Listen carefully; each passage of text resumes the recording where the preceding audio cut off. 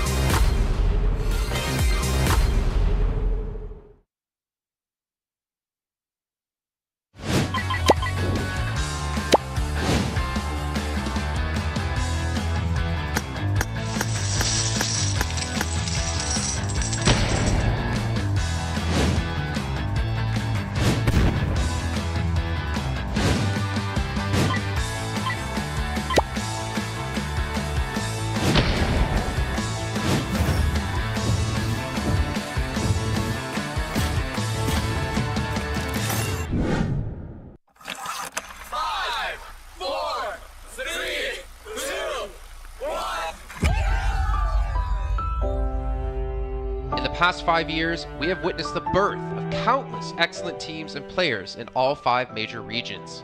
They are still remembered by us to this day. At the same time, we also remember our fans who loved us from the very beginning. On the occasion of this 5th anniversary, let's turn back the clock to the starting point of PUBG Mobile Esports, the Southeast Asia region, where all the stories began. As the first world-class event, PUBG Mobile Star Challenge gathered professional players from all over the world. With continuous development, the 2019 PUBG Mobile Club Open Global Finals is undoubtedly the most exciting event. 2019 Fall Split Global Finals, ladies and gentlemen, give yourself a round of applause! Among the countless rising stars, one shined particularly bright. Bigatron Red Aliens, a team from Indonesia, Bigatron Red Aliens just got first place in the PMCO Southeast Asia Fall Championship, earning the chance to compete in the PMCO Global Finals in Malaysia. In the subsequent prelim stage, intense competition kicked off immediately. And finally, they advanced to the Grand Finals in second place. BTR demonstrated impeccable strength in the competition. By the end, BTR was leading the lobby by a significant 106 points, bringing the first ever championship title to the SEA region.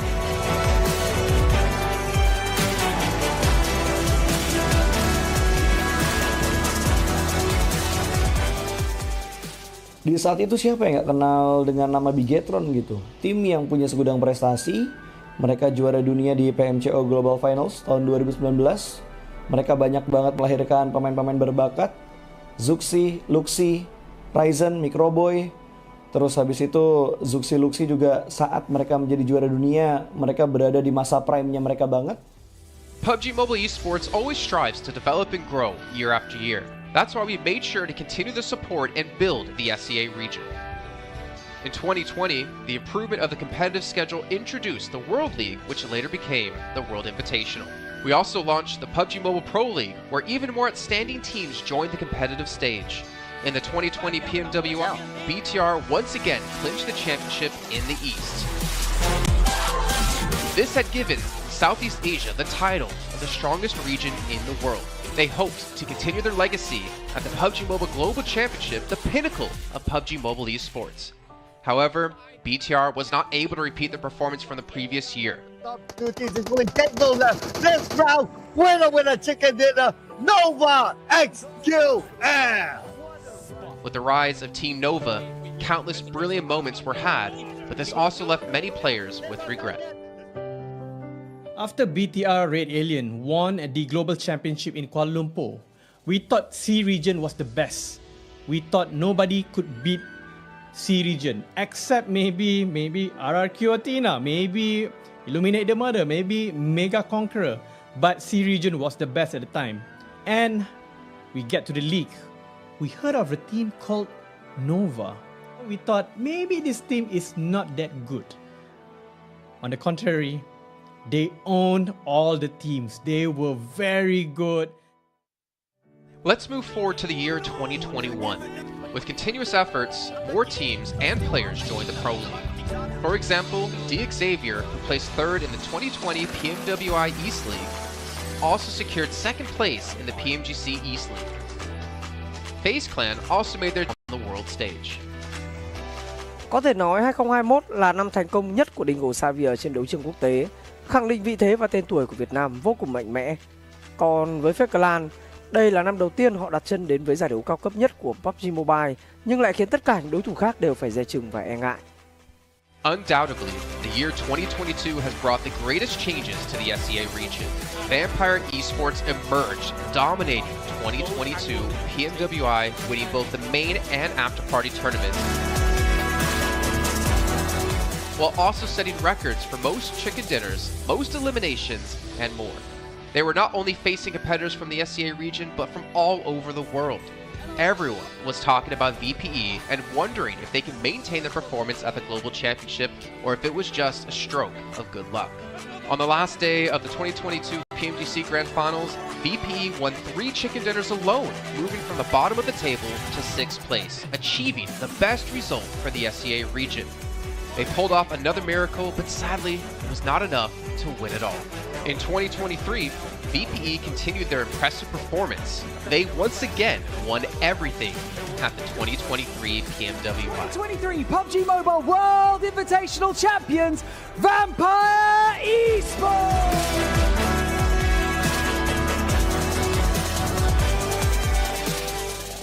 ก็ย้อนกลับไปในปีที่แล้วนะครับเอาจริงก็ผมมองว่าน่าจะโอ้โหไม่มีใครที่จะมองว่าทางฝั่งตัวแวมไพร์จะซักเซสได้ถึงขนาดนั้นนะครับเพราะยุคนั้นเหมือนทุกคนจะโฟกัสไปทางฝั่งตัวอินฟินแล้วก็เฟซแคนที่มีแบบว่าผู้เล่นดังๆนะครับแล้วก็ถ้าจำมันได้เหมือน PMGC ปีล่าสุดมากินไก่แบบเบิ้ลติดๆกันในวันสุดท้ายเหมือน เอาจริงน้องๆก็เคยบอกเลยว่าเฮ้ยเราเครียดกันไปหรือเปล่ามันเป็นตัวเองดีกว่าเล่นแบบปล่อยจอยได้แบบจอยเลยสุดท้าย3 จะติดจบอันดับ 6 ของโลกซะอย่างนั้นนี่นะครับแวมไพร์สปอร์ตเดี๋ยวเชื่อจัด But don't forget, Alter Ego, an Indonesian team, showed a very strong performance by winning the Super League twice. The SCA Super League was an upgrade to the previous championship, which by many is considered to be the most competitive league in PUBG Mobile.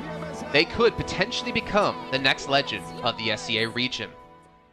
Untuk dibilang legend, gua rasa belum sih untuk Alter Ego. Walaupun mereka sempat ngedapetin back-to-back champion untuk di PMSL 2023, itu menurut gua hanya sekedar untuk ngasih pembuktian gitu bahwa Indonesia tidak kehabisan pemain berbakat. Ya mungkin contohnya Rosemary gitu. Datangnya dia ke Alter Ego tuh bener-bener jadi ujung tombak untuk Alter Ego. Dan gak berhenti di Rosemary. Masih ada Alpha juga yang didatangkan oleh Alter Ego untuk mengisi kekosongan atau kekurangan dari Alter Ego. Dan gue rasa PMGC 2023 ini akan menjadi ajang global championship pertama gitu untuk Rosemary dan juga si Alpha. Jadi wajib banget kita nantikan performnya mereka di PMGC 2023. Dan please di notes pastikan tonton Alter Ego sampai akhir. Of course, there are many more teams we haven't mentioned, but these teams will all take part in the 2023 PUBG Mobile Global Championship. So what do you think? Who will be the ultimate winner in this year's PMGC? Will they be from SCA? Well, there's only one way to find out. Greetings, PUBG Mobile players! The long-awaited Frost Festival is about to commence. In the new version 2.9, we'll be introducing battles filled with a frosty atmosphere. Snow Battle is coming to town. Furthermore, you'll also get to experience updates to World of Wonder and Classic Mode. So let's dive right into it. In the Frost Festival, we'll be bringing you a series of snow-themed content, including a new Snowy Village-themed area, fun interactions with snow pals, and snow-themed items for more gaming fun and excitement. When miraculous December comes, the frosty world will undergo some magical changes. Stay tuned for updates. Don't miss out. First, let's take a look at the new themed area, Snowy Village. The village covers a wide area of 280 by 150 and has loads of supplies. It's located near Stalber in Erringdale, Iceborg in Livik, and Goroka in Vikendi. In addition to the buildings on the ground, the underground area of the Lucky Ice Tower is also worth exploring. Make use of the 2-story layout to experience a completely new battle experience. Sound the bell in the Lucky Ice Tower, and you can even summon rewards. Additionally, the village also has a snow rail, which can help you quickly move around and gather supplies. It allows you to navigate flexibly between different areas of the village and also swiftly relocate to advantageous positions during battles for your team to counterattack more effectively. Of course, you should always remain vigilant to avoid becoming the target of an ambush. What's more, the village also features a special 2-seat vehicle, the Reindeer. It's also a great choice for transportation as it allows you to swiftly move all over the map. For intense battles, we've also prepared festive and practical battle equipment for you, the Snowball Blaster and Snowboard. The Snowball Blaster can be used in many ways and has loads of functionality. When you aim it at the ground or a building, it can create a snow pile cover for you. When used on enemies, you can temporarily transform them into lively snow pals to restrict their movement. When facing bodies of water, you can use the Snowball Blaster to freeze the surface so that you can walk on it. It's definitely a practical yet entertaining weapon. After transforming into a lively snow pal, you will be unable to use firearms to do battle. You'll only be able to rely on basic actions such as walking, running, jumping, and swimming to evade enemy pursuit. It takes some time before you can revert to your human form. Let's build a snowman together. The snowboard will also bring you a whole new experience. Apart from helping you glide and move on various surfaces, it can also be used with the Snowball Blaster. Explore the many possibilities and use these 2 items to have all kinds of fun. We've also designed various interactive mechanics, such as searching for snow toddlers, lucky ice, and the snow blast zone. When you encounter a lucky snowman on the map, don't be in a rush to leave. There are 4 lost little snowmen hidden near the lucky snowman. Search for the 4 hidden snow toddlers and bring them back to the large snowman. You'll then receive a token of gratitude. There are lots of lucky ice scattered across the map. Shatter the ice to get the supplies inside. Try using a melee weapon to break the ice more easily. Furthermore, you'll find that snow has engulfed some red zones on the map, and the falling snow will bring about many interesting effects. Players within a snow blast zone will be transformed into a lively snow pal if they're hit by the snow. If the snow lands on the ground, a snow pile cover will be created. In this World of Wonder update, we'll be introducing a brand new transformation skill gameplay and a catch me hide and seek gameplay for you to enjoy the transformation skills to the fullest. Of course, you can also use this skill to create more interesting creations. We've also added a Snowy Village map template to celebrate the Frost Festival with creators. Additionally, we've also made some updates and improvements to gameplay devices, game parameter settings, and the editor. For more details, please follow the official PUBG mobile community. We'll continue introducing the latest WoW content to everyone. As for Classic Mode, we've also made some improvements to vehicles, firearms, creation mode, emotes, settings, and more. First, we've enhanced the designated marksman rifles. Some DMRs can be equipped with the full auto mod to fire in full auto.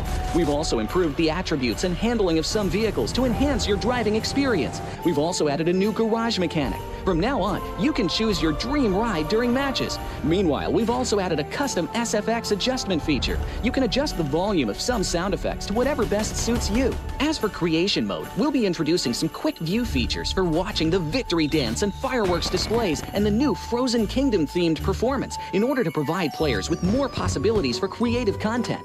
Furthermore, we've expanded the emote backpack. Now you can equip more emotes before entering the battleground. That's a wrap for the main content in this new version. In addition, new content will be added to the popularity battle event, Metro Royale, and season rewards. For more details, follow our official PUBG mobile community. Snow Battle is coming to town. Winner, winner, chicken dinner. In 2020, while the eyes of most PUBG Mobile viewers were focused on Southeast Asia as well as other regions, there was one region in particular that went under the radar, the 2020 EMEA League. Numerous teams from different regions were fighting for a spot in the 2020 PMGC. Among them, the teams from the EU region were the most dazzling. Kanina Power, which had previously won 3rd place in the 2020 PMWL West League, managed to break through and eventually won 6th place in the 2020 PMGC. Class Dilge Athletics from Turkey also successfully took 8th place. For the entire EU region, this was a great start, and in the future, the EU region would grow into an even stronger region. The EU region seems to have endless potential. They always have a number of astonishingly talented newcomers. In the 2021 PMWI, in addition to the veteran team Kanina Power taking 2nd place, the newly reorganized team in 2021, Nextria, Xenox in the smokes, the solo by themselves, surprisingly won 3rd place. The EU region seems to just have endless potential. There's always a number of astonishingly talented newcomers coming up through the ranks, developing their skills, and in 2021 at the PMWI, you had some of the veterans there for sure. Kanina Power taking 2nd place, an incredible performance coming through from them to get that 2nd place. But not only that, you had the reorganized team for Nextria in 2021 who won PMPL Turkey. They came 1st in their region and then were invited on the back of that to the PMWI West to take 3rd place. So these new talents working as this new roster at the time, a phenomenal resurgence there, and there's so much more left in the pipeline, I'm sure, for this region. I'm really excited for what the future has, and I can't wait to see what they've got. In the 2021 PMGC, teams from around the world gathered once again. First of all, worth mentioning is that among all the participating countries in the Grand Finals, Turkey had the most with 3. Among them, teams like S2G and Nextria finished 4th and 6th respectively. This was a massive achievement. The efforts of the EU region are constantly bearing fruit. Now they just needed an opportunity. 2021 yılında Dünya Şampiyonası istediğimiz gibi başlamıştı. Çünkü West aşamasında 3 takımımızı birden ilk 6'ya sokmayı başardık ve büyük finallere 3 takımımızı göndermiştik. S2G 4. olarak buraya katılma hakkı kazanmıştı ve kadrosunda Rip7, Timber, Kalse, Sylas gibi isimler vardı. Büyük finallerde ne yapacağını çok fazla kestiremiyorduk temsilcilerimizin, çünkü dünyadaki takımların iyi performansları söz konusuydu. Büyük finallerde temsilcimiz S2G 4. olmayı başardı, Nexia 6. olmayı başardı. Maalesef Fenerbahçe ilk 8'in dışarısında kalmıştı. Ama bu takımın ileride çok iyi şeyler vaat ettiği konusunda herkes hemfikirdi. Next, let's go directly to the 2022 PMGC. At a time when everyone was focusing on whether Nova could win 3 consecutive championships, a team that was not originally a favorite to win was about to become the focus on the stage. S2G performed consistently in the first 2 days of competition, always maintaining a position at the top of the leaderboard. And on the final day, S2G changed its conservative tactical strategy and sought to gain more elimination points in the last few rounds. And in the last round, S2G secured the championship with 15 elimination points. Champion of 2022, it is S2G! They finally broke through and made history for the EU region. 2022 Dünya Şampiyonası bizi büyük zaferler getirdi. Şampiyonası başlamadan önce bu zaferlerin geleceği konusunda çok bir fikrimiz yoktu. S2G kadrosunda bazı değişiklikler yapmıştı. Takıma yeni katılan oyuncular vardı. Özellikle Reis ile birlikte takımın form seviyesi gerçekten çok yüksekti. 2022 Dünya Şampiyonası finallerine 2 takım göndermeyi başarmıştık. Bir tanesi S2G, bir tanesi Fireflux. Maalesef 2 takımımızın kaderleri birazcık farklı oldu. İlk günden itibaren S2G sürekli olarak zirveyi kovalarken Fireflux için işler iyi gitmemişti. 3. gün geldiğinde S2G maçlar geçirdi ve şampiyonluğu Türkiye'ye getirmeyi başardı. Bu Türkiye e-spor tarihindeki en unutulmaz başarıydı. This year, the EU region has continuously produced even more strong teams. First of all, G Gladiators won first place at the 2023 PUBG Mobile Pro League Spring Regional Championships and third place in the 2023 PMWI. Veteran teams like Nexria and Canada Power have been performing better and better this year and successfully qualified for the 2023 PMGC. Subsequently, hot recent teams like Mad Bulls, BRA Esports, Major Pride, Melise Esports, Demorte, among others from EU, have also successfully gotten a spot in PMGC. They all look forward to continuing the success of the EU region in 2023. There are many questions surrounding PMGC. Will S2G successfully defend their championship? Will another EU team lift the trophy? Could it even be a team unexpected to win it all? Let's witness it together in Turkey.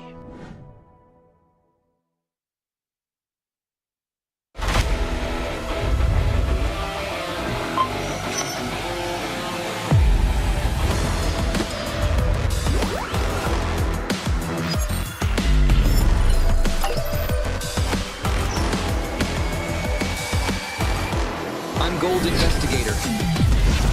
Join the Investigator team and let's protect the game's fairness together.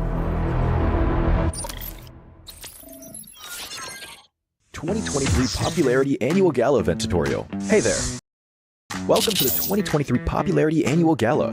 We've introduced a brand new competition and upgraded rewards. You will have to go through 10 rounds of 1v1 matches and compete to become the first ever PUBG Mobile Popularity Annual Gala champion. So let's get right to it.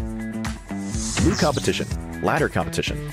The Popularity Annual Gala event will be utilizing a new ladder promotion system. Players' initial ladder grade will be determined by their battle points at the end of the first round. Ladders are divided into 6 grades: Triple S, Double S, S, A, B, and C, with Triple S being the highest. Ladder promotion rules. Players are ranked based on the popularity they gain during the battle period. For rounds 1 to 9, the ladder results are settled at the end of every round's battle. Apart from ladder grade C, each ladder has 100 spots, with the top 20 promoted, the middle 60 retained, and the bottom 20 demoted. If you're trying to move up the ranks, be sure to stay within your ladder's retained threshold or higher before each round is settled.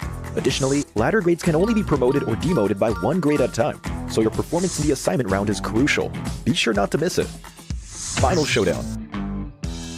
Based on the rankings from the previous 9 rounds, round 10 will be the decisive showdown to determine the final rank and ladder grade placement, including the champion of the 2023 Popularity Annual Gala, who will emerge as the ultimate winner. New exclusive rewards. At the end of round 10, rewards will be issued based on the player's ladder grade and final rank. For outstanding players, they will receive exclusive rewards that can showcase their supreme honor both in and outside the game. In-game rewards include the honor title, honor name tag, and honor avatar frame, which are sure to make you stand out. Moreover, there are also physical trophies, interviews, custom-made popularity gifts, official social media promotion, game exposure, and other exclusive honorable rewards. Gain global renown both in and outside the game. What are you waiting for? Participate in the 2023 Popularity Annual Gala now.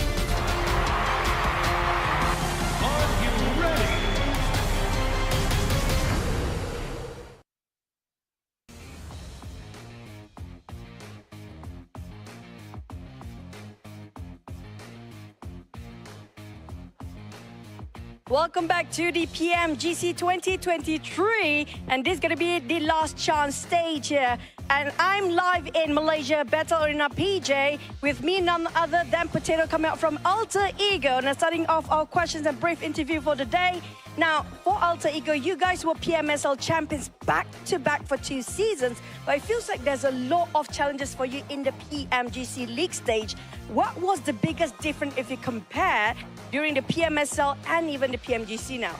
Oke, jadi buat Alter Ego sendiri, kalian itu back-to-back champion di PMSL dan sekarang kamu berada di survival stage PMGC. Jadi apakah perbedaan di antara PMSL dan PMGC itu sendiri? Oke, kalau perbedaannya menurut kita sih dari segi adaptif di tim-tim global ini ya. Karena dari segi adaptif atau adaptasi mereka sangat-sangat kuat lah. Jadi mereka nggak ada patokan mau gameplay gimana, jadi mereka menyesuaikan dari segi gameplay. Okay, if you ask me the difference between PMSL and PMGC, most of the team at this PMGC, they know how to adapt with the situation. They don't have like one specific play style or they want to play passive or aggressive. No, they're not doing that. They just adapt with the situation and improvise from there. So I guess that's the biggest challenge for them as well then. And now, based on yesterday's matches, are there any adjustments? Since today is your last day playing as well, you have to wait for tomorrow. Will there be any adjustment for your team to just make it for the next stage and get a better result? Oke, jadi buat hari ini adalah hari terakhir buat Alter Ego sendiri. Apakah menurut kamu sendiri ada sesuatu lah yang kamu ngerasa bisa nggak kamu lolos ke survival stage nanti gitu? Apa yang kamu harus lakuin buat kamu lolos ke survival stage? Apa yang harus kita lakuin sih pastinya lebih ke mematangkan kesalahan kemarin ya. Jadi kita belajar banyak dari kesalahan kemarin. Kita benar-benar adjust lah untuk hari ini karena hari ini kita terakhir bermain dan grup green besok masih grup red dan yellow masih bermain. Okay, so for me from Alter Ego, we want to do our best. We already touch up our mistake. We already learn from the past, and yes, of course, today group green and versus red, but then red is gonna play in tomorrow. So I think we're gonna perform really well so that group red is not gonna qualify easily to the last chance. Now I'm going to touch that for a bit more. Since you mentioned about your mistakes yesterday, and it's so hard to actually identify your mistake in a very short time, can you state out some of the mistakes that's quite major for your team? Ya, kamu ngomong-ngomong, kamu ada ngomong tentang permasalahan yang terjadi lah, mistake-mistake yang terjadi. Bisa nggak kamu cerita sedikit aja, apa salah satu contoh mistake-mistake yang terjadi di kemarin hari? Mistake yang kemarin terjadi sih kita belum expect sama keisengan Semnan ya. Jadi benar-benar dari semua map kita benar-benar dekat sama dia dan lumayan mengganggu gameplay kita lah. So the things that I don't expect is the playstyle from Sem9. So that's the mistake that we learned back then is because of our drop spot in every map is quite near with Sem9, and yeah, we don't expect these things gonna happen, and yes, they give us so much trouble. I mean, that's the unexpected to be happening on the global stage, definitely now. You mentioned about Sem9. Are they one of your greatest threat when it comes to this stage, or will there be somebody else so far? Kamu ngomong Sem9 nih, kamu mention Sem9. Apakah Sem9 itu salah satu tim yang kamu ngerasa PR terbesar kamu, ataupun ada tim-tim yang lain? Enggak sih. Karena emang kemarin iseng aja, kita nggak expect dia bakalan main se-iseng itu. Okay. So basically, it's not really Sem9 is our biggest threat, but then we just don't expect they're gonna play like that. Okay, we might have more surprises for today, by the way. With tight points among the teams, and you still have a great chance to make it to the last chance stage. What's your focus to improve your rankings since today is your last day? And what do you think is the most important outcome for today's games? Oke, jadi kalau kita lihat dari point system, poin kalian itu tidaklah terlalu jauh untuk kamu lolos ke ke last chance. Jadi, apakah fokus terbesar yang kamu mau fokusin hari ini supaya kamu bisa lolos ke last chance? Kita lebih ngemaksimalin tiap game sih. Jadi, kalau tiap game kita mendapatkan hasil yang bagus, poin juga bakalan ikutan bagus juga. Jadi, kita fokus game per game. Okay, so basically we're gonna focus on each game. We're gonna focus on our first game first. It's because of I believe if we focus on each game, the point will come afterward. So we're just gonna do our best in every single map so that we're gonna maximize our point. I agree. It's one step at a time, one thing at a time as well. But we're done here on Stage Live. We're going to toss it back to the casters. Good luck, all the best for all the teams out there competing, especially when it comes to Green Group. Today will be the last day performing, and the next day they have to just wait it out. We're just going to toss it back to the casters. Casters, take it away.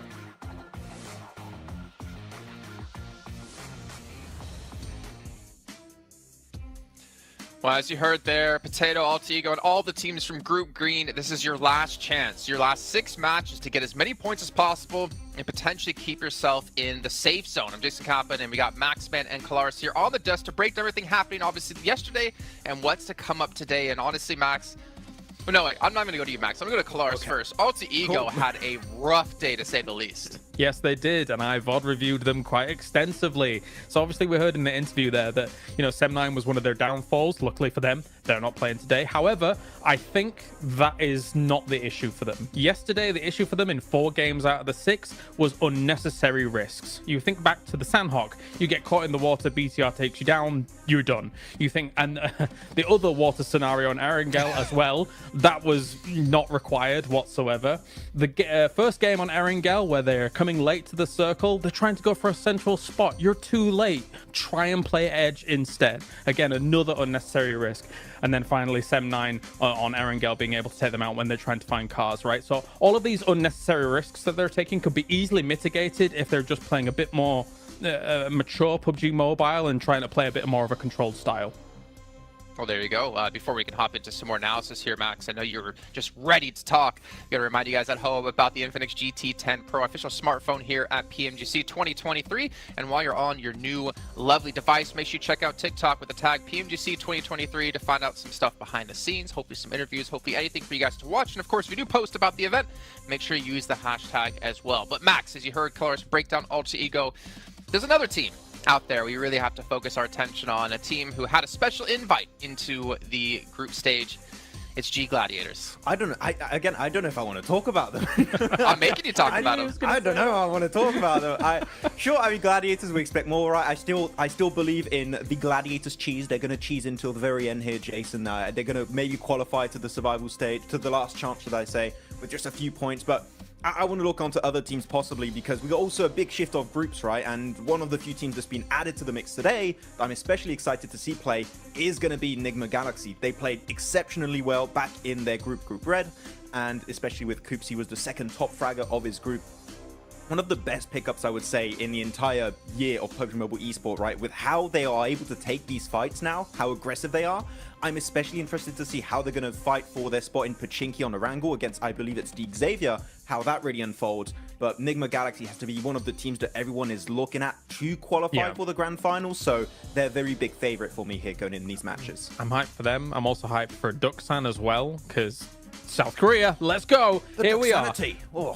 They're awesome. They're awesome. And I mean, to be fair, they had a great start to their group initially, and they kind of fell off slowly as time went on. But I've said it multiple times, as South Korea constantly gets more and more days, more games on the board, they're great at assimilating information. All of their teams, all of the teams that qualify for PMGC. So I'm hoping for Duxan to prove big here again today. That was great analysis about Gladiators, by the way. I was going to say, well, that's great stuff to talk about, obviously, Enigma Galaxy and Duxan. But, Max, I really want to hammer home about Gladiators here. My attention actually are over towards potentially Inco Gaming, because obviously they've seen their brethren teams of Alpha 7, of Loops, of Influence Rage perform pretty well. I'm curious to see if they can rise up and be another Brazilian strong power team. But also, and Hyper, because the roster they ended up fielding in Group Red wasn't the roster they ended up fielding in Americas, or the team they ended up fielding in North America. I mean, to be fair, GFan on the roster was surprised to see them do so well in the group, considering GFan's kind of been out of the team for a while now. But they have, I guess, a lot of pressure coming their way from North America in general, considering they're our only representative. And I don't know. It's going to be tough, man. That's all I can say. I know that Zifan is watching a lot of, doing a lot of viewer parties, watching all of the different regions. So I think that might have helped out, actually, because he knows kind of what to expect in these matches against all these different teams, how they're going to rotate, and how these matches are going to be unfolding. So maybe that has been helping them out quite a bit. But it can't help you against the domination of Brazil right now, because Influence Rage are just running away with it. And As you said already, talking about Inco, Jason, they have already played at this stage. Nenebich in particular, one of my favorite players of the region, that I would like to see them potentially climb up. But that would be too many Brazilian teams almost in the grand finals. There can't be all of them. That's not possible. Or could it? I don't know. We'll see. Obviously, still a lot to come up down the way. But we can see a comparison here of Mad Bulls up against Enigma Galaxy. And Mad Bulls obviously struggling when it came to placement points, able to put up a ton of eliminations and obviously double chicken dinners as well. We could see just obviously the performance when it came to group stage quite different when it came to eliminations. For me, Enigma Galaxy, I do feel like they were the one surprise for me, especially out of Group Red, to not advance through to the grand final straight away. I mean, they just fell short of Morph by a few points here and there because Enigma Galaxy had a great start, and we know this team as a very formidable roster. I mean, I think a lot of people put a lot of stock in if Coops is gone, then if he's eliminated early, then maybe they don't have much legs to stand on, but I don't necessarily hugely agree with that. Of course, he is a force to be reckoned with, right? And somebody that is going to be sitting very strongly with him, as you can see with the 43 eliminations. But this team still is able to play a macro game, even if Coops is gone. It's just that he is quite the powerhouse to speak of. I mean, thinking back to PMWI, Max, we did see Coops kind of be similar to Nomi, similar to Matic. He was kind of off by himself, but also the funny thing was he was the tip of the spear, it seemed, in most parts. He would be like the first one across the rows to get position for his team, but he'd be so confident and so successful to be able to do that it allowed Enigma Galaxy to kind of adapt their style quite a bit to how Coops can perform to his best. If you're Enigma Galaxy, you don't need an IGL. You just need to, Coops is engaged, we just follow Coops. Enable him. No, just enable Coops exactly to kind of take these fights, because clearly, as you said, he is the spearhead of these scenarios. He is the one that is leading the charge for this fight. And a lot of the time it's very successful when it works out that way. And the rest of the team, sure, they can frag out. We know Lord, we know Freak, we know how Raouf can also pop off in these matches, but clearly it's just the setup around Coops. If he gets knocked, pick him up. You want to keep him alive as much as possible, which is what I wanted to see almost from Quest with Al-Hajir, but it's just not been the case. Al-Hajir's been going out early, so it goes to show how important it is to keep a star player like Coops alive until the very end, because it increases your odds of winning those matches pretty significantly. So yeah, I hope that it's going to work out for them, though. If you're looking also on this graphic, Radio Seal, currently Reject, we had some great moments, right, Kalaris, in the group stage. They've been a little bit invisible currently at the start of this tournament. There's still a bit of time for them to come back and hopefully qualify for the last chance, but Reject have not had the start I was expecting, and that might be also off the back of that long break between Group Green and now this point of the tournament. Honestly, I have a bit of a grim outlook for Group Green, in my opinion. We'll also take a look at some of the highlights, because, I mean, you've got 6 of their teams not able to make it happen yesterday, right? I think Alter Ego was the top out of those 6 teams with 22 points, and that's kind of why I focused on them a little bit in my VOD review from day to day, because I do feel like Alter Ego is the one that can try and get out of that rut that Group Green has put themselves in yesterday, because it is their last chance today. So much so that I do believe that Alter Ego will make some big changes coming in today. Like, for example, I think that they're going to go north on Sandhawk because N-Hyper goes down towards Camp Charlie, which was a backup drop since they moved away from that northwest island, for example. So we'll see if that actually pans out here today. But yeah, I think they've got a tall mountain to climb as Group Green today for the most part. I will say this, I'm 100% in agreement with you, Kalaris, but one thing we can't forget about is that the difference between 16th place and 8th place is 15 points. Now, obviously, if you're Melise here in this situation, that's over doubling your points, but it's not that big of a gap at the moment, so it's really going to come down to those potential 1, 2, 3 points. That means whether you're into the last chance or your unfortunately PMGC run will be done. So it's still extremely close, but yeah, it is kind of eye-opening, Max, as we look at Group Green just struggling down towards the bottom of the leaderboard. Yeah, actually, I got a few numbers right now. Group Yellow, on average, have 40.5 points. Group Green have 26.3. So there's a pretty significant disparity between the teams that are between these two groups. It is going to be a bit rough. There's room for them to, of course, catch up here, but as we know, for the survival stage, it's only 2 days. The team of Group Green only have 6 matches remaining to have an impact on the leaderboards. And after, I think, Kalaris in esports, this is always the worst scenario to be in. You just got to stay and watch and just hope that the other teams around you don't perform well, which is the most insane situation to be in because you just cannot have the impact you're hoping for anymore. No, for sure. It's a terrifying prospect to actually kind of stare down. For Rejects, of course, I think that obviously right now they got themselves 17 points yesterday. Compare that to the group stage that they had, which was 188 points in total. For me, I don't know if 2 days is enough for Rejects and rotating lobbies for them to gain traction, because Rejects' performances came in the latter stages of their group as a whole compared to some of the earlier days and the earlier results. That said, as well, there's some uncharacteristic numbers that came out from yesterday.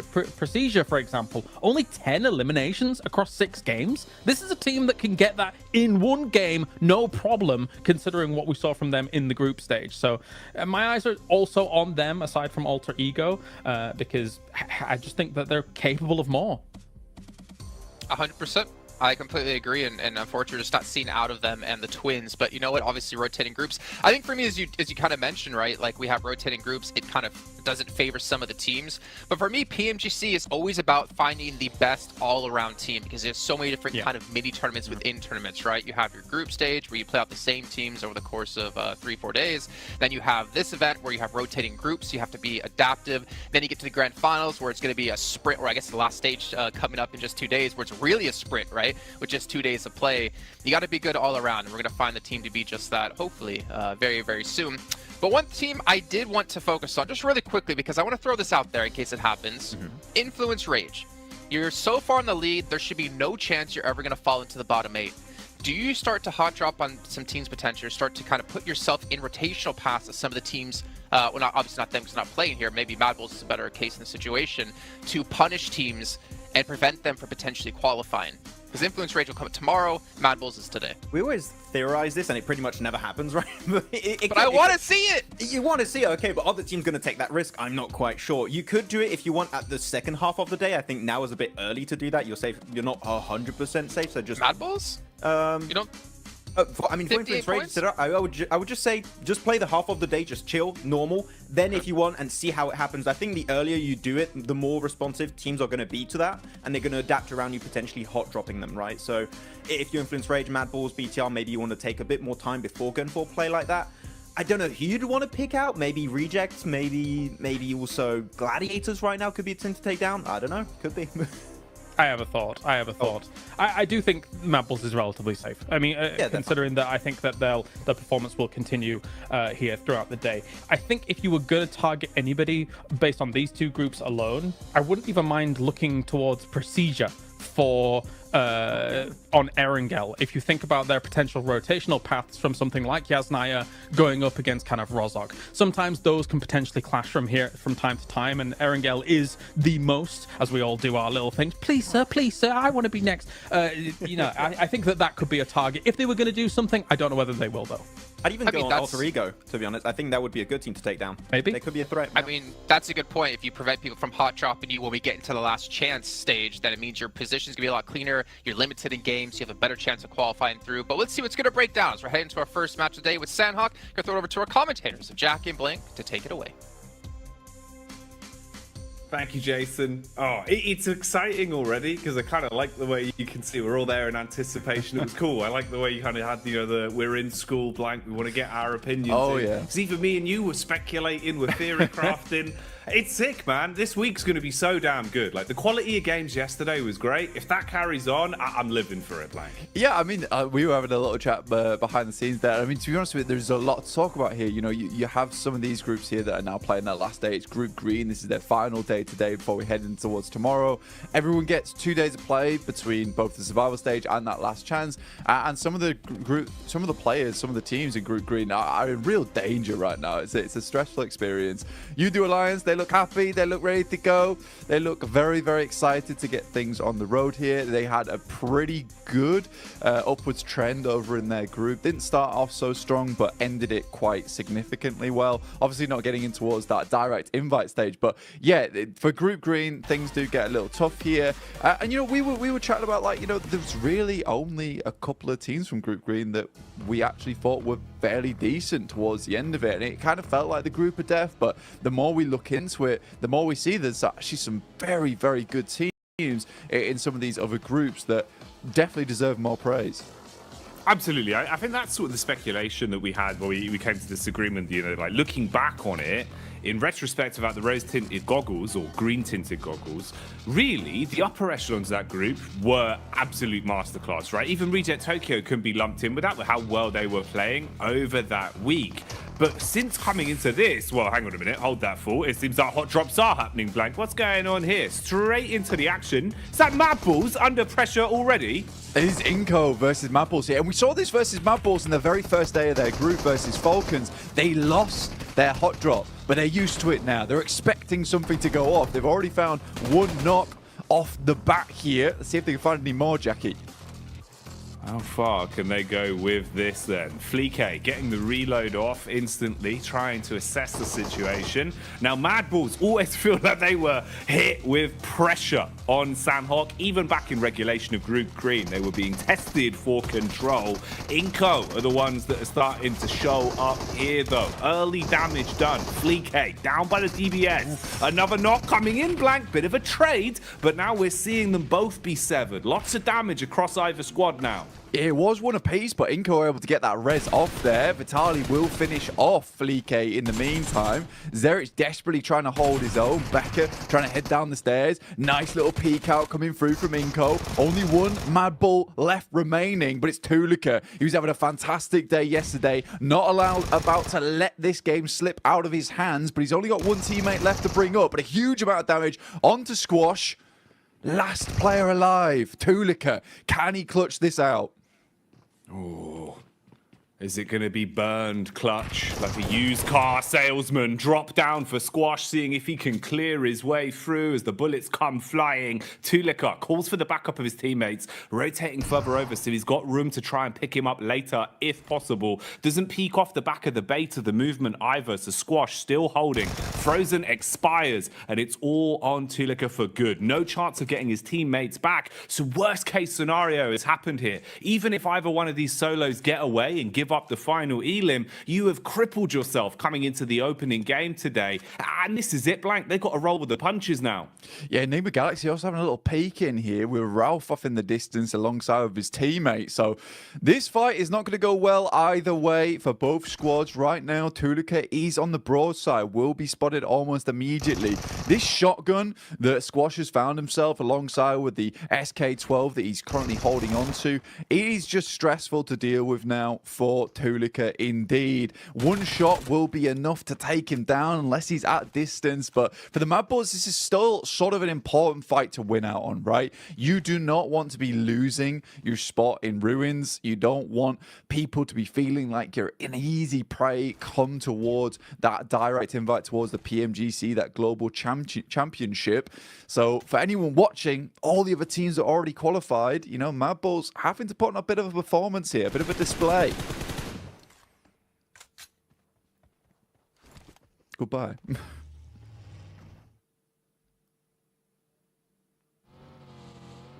And with that, Tulika will move onwards. Ralph takes out the final player there from Inco. Difficult stuff ahead now for Tulika himself. Be moving forward here, Jackie. Oh man, that is a rough way to start this off, Blank. You know, we're coming into it thinking that we have time to speculate, give a bit of a lay of the land, if you will, for our viewers at home. We got Jason's favourite, just what he ordered, you know, fresh from the oven there, the hot drop specialty. Mad Balls just walking away with just the one man as well. The worst case scenario, really, Blank. And then a third party to steal that last elim. Ooh, wrap that up in a neat little package. If that isn't a little taster of the sort of shenanigans we're going to be seeing today, then I don't know what would be. You know, maybe like a beef stroganoff. Yeah, I mean, for some of these teams, some of these squads, right, it was kind of interesting because we were sort of speculating, is Mad Balls going to want to hot drop? In the end, they have to, but it's Inco who does engage that. And I think for Inco, maybe not the greatest thing to happen. I mean, we were talking about how, you know, here on Sanhok, you do want to try and get as many points as possible, squeeze out as much as possible from this map, because you're only going to see one of it anyway. You don't want to go heavy on these games. Tixie all by his lonesome here. No one else to help him. He's got a DBS versus the three-man squad here of Quest. easy. Straight around the corner. Easy 2-pump, double barrel action. Straight into the face of Kitsune as well. Causes him to go bounding around like a very aggressive bunny rabbit. And he's put the foot down, Blank. At least hits onto a 1. The sprint out as well. Basically just offering themselves up as sacrifice there. Those are some freebies for Gladiators. You get the response in as well for the situation. Get everyone back on their feet. You're going to be happy with that.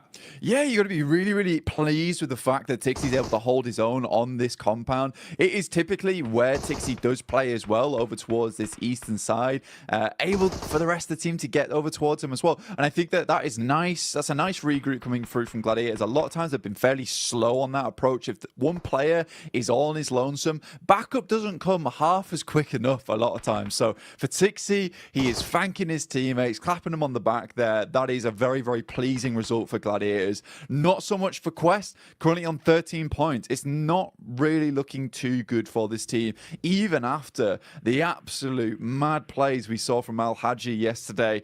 I don't know how much further Quest is going to be able to get into this tournament, but I think next year is going to be a really good year for Al Haji, no matter what team he's on. I think they've done well, at least in kind of winning the hearts of the fans a little bit as well, with the time we've seen from them on camera, the way they've come across in their interviews, and the resilience we saw, at least in regulation, back in Group Green, right? You know, for them to actually fight through and even still be in the tournament in a position where we can still be talking about them right now, Blank, at least for me, was impressive. It just felt like there was a little bit of room for them to get another step forward. It's a shame how some of the games have gone for Quest, especially yesterday.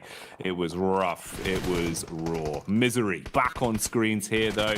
Evos instantly aggressing, looking to try and build themselves a few points on this one. Misery got the early knock off with the UMP. Redface and Co now moving in to clear out the upper compound as well, and flushing their way through anyone that dares to peek into them. Yeah, it's a nice little fight there from Pasija Evos versus N-Hyper, leaving them down to one player now. And I think for Pasija Evos, this is very well set up. Yesterday didn't look too great for Pasija Evos. I mean, they were doing extremely well over in our group stage, but kind of fell off just a little bit there towards our first day of play for Group Green. 21 points, though. It's not terrible. It's not ideal either, but it's good enough. Pasija Evos, it is just Misery now coming up against some of the players here from NASA. Xenox will open things up. What more can he get done? Bullets down range early on. It's good high ground, good position to be in. They've got a great understanding of where exactly they could be potentially fought from. Bit of a move on the go here as well, as we see the rotation from Evos off the back of their cleanup. Now finding a bit of a safer compound to play in, but they've been startled, detected from across the road. We're lying in wait. It's Melise of all squads.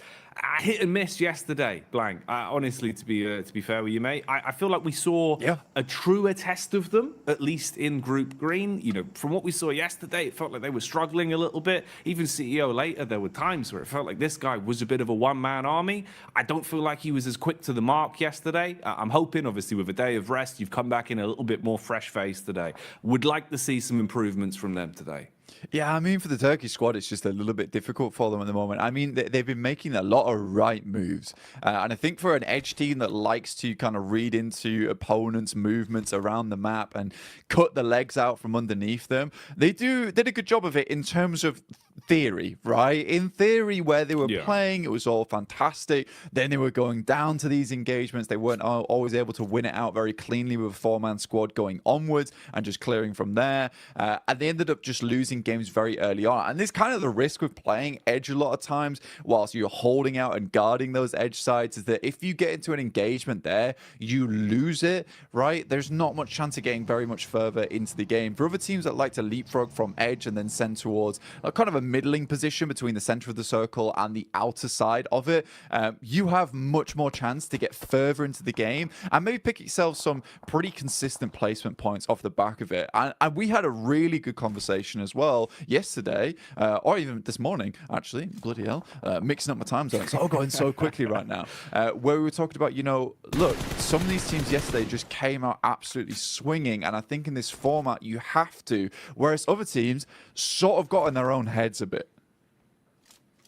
Yeah, that was one of the big focal points we were kind of sort of umming and ahhing over, about how you could see the difference of, let's say, a team like Influence Rage, who came out just playing their style, just absolutely giving it, right? Any opportunity they had to just swing on a fight, play confidently, going into an engagement basically thinking, you know, we've already won this. They're just thinking about the points being in their pocket.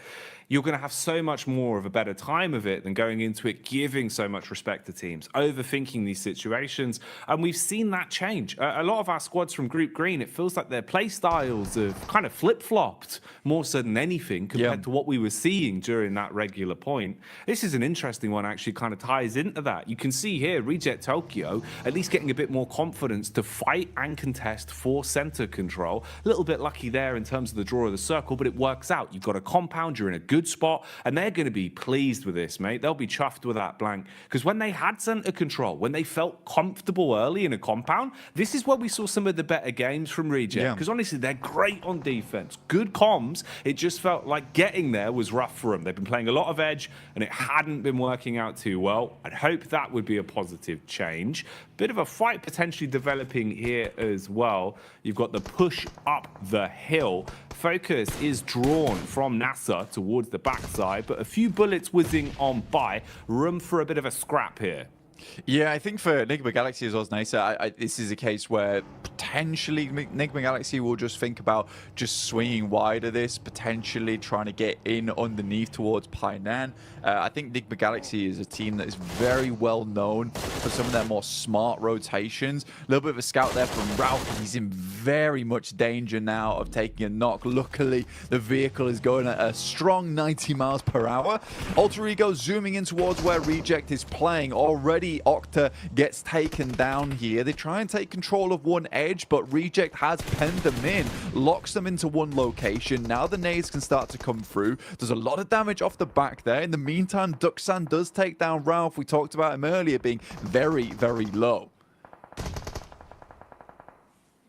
Pins pulled on the nades for Alter Ego, looking to see if maybe there's a way they can defend themselves with these bad boys. Problem is they've already taken so much damage. Reject Tokyo setting themselves up. They're trying to reset in terms of the defense and readjust what positions they're playing from so they can support each other a little bit easier. There is nades in play as well. Reject Tokyo normally very good on lining up those double nades. That could be something to come back towards. For now, we'll see what's happening up on the hillside as well. There's been a bit of commotion here. Teams have been making their presence known, and that high ground control is going to be worth its weight in gold the longer this one goes on. So pressure being applied there. Rotation coming in as well. You've got Alliance on the move as they start to make their way over. Drop in the smoke so they've actually got some cover to work with. And you'd need it because Melissa are close by and they're eagle-eyed, Blank. They've got eyes like a hawk. Yeah, for Yudu, this is probably one of the toughest rotates currently happening on around the map, where they're sort of locked in between DX as well as Maliz Esports, and DX has a fantastic control of his high ground. Something we saw a lot from them yesterday is identifying some very strong positions on the map, but also being really good at holding them down. Not necessarily always in compounds, just in certain areas of the map where they have that high ground control. They can play around a little bit of hard cover and go from there. Circle moves very hard towards that north side. Now, that is a little bit of grace given towards MB Esports. They can use that to their advantage. Yudu Alliance, they take a knock in Flax, and a quick heal goes over towards Fatar there. So very, very immediate response from Yudu Alliance, but I don't think it's going to be enough here. I think they're just caught on with the worst end of the stick out of the lobby. Probably the only team that's going to suffer in the next minute or so, I would say.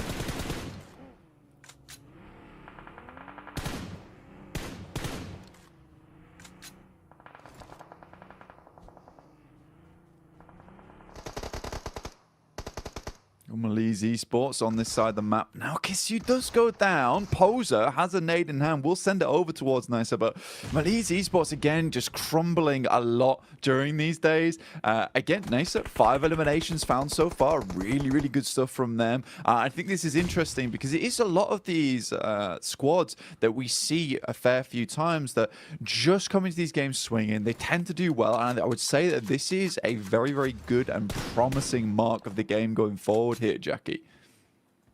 I'd agree with you, man. It feels like, actually, we're getting into a bit of a groove now, a bit of a stride for some of our teams. A lot more aggression displayed early game as well here with the culmination of the two groups we have in today's lobby for survival stage.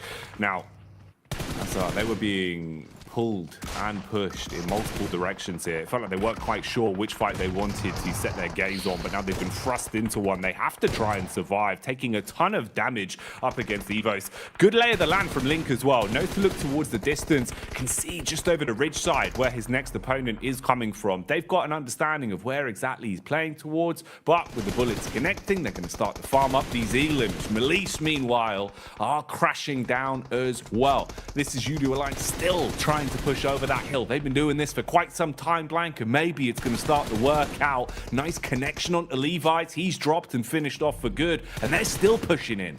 Yeah, Cluck's doing a really good job here. I actually like the thought process we saw from Judo Alliance. Unfortunately for them, DX followed them down on that south side, which is a really cool play from DX. You don't a lot of times see teams chasing on this situation. In the meantime, Reject desperately trying to hold on towards their central compound. They left it, they moved towards that north side, but they did face off versus FaZe. But they're currently still in a strong position. Gladiators, for them, this game is very, very important. They already started things off really well with a 4 limmer. It would be absolutely strange and weird circumstance that we see Gladiators get the majority of their points done on Sandhawk. As we know, they are horrid at this map. This is a map that they do not find a lot of success on, but already they're up to 7 eliminations. With 4 players alive, this is starting to be a really good run for them.